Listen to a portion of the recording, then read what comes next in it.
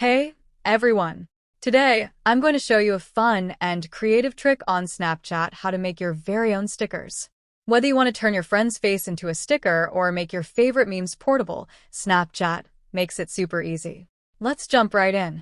First, open up Snapchat and head straight to camera mode. Now, you can either take a fresh snap or use an existing one from your gallery. But for this, let's take a new snap. Snap something fun, or anything you want to turn into a sticker. Once you've got your snap, click on the scissor icon on the right-hand side of the screen. This is where the magic happens. Using your finger, draw an outline around the part of the snap you want to turn into a sticker.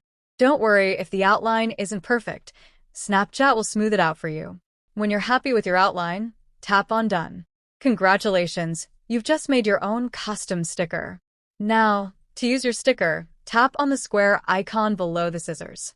Then tap on the scissor icon again, and you'll see your brand new sticker ready to be used. You can place it anywhere on your snap, resize it, rotate it, and even save it for future use. Don't forget to hit that like button, and make sure to subscribe for more helpful tips.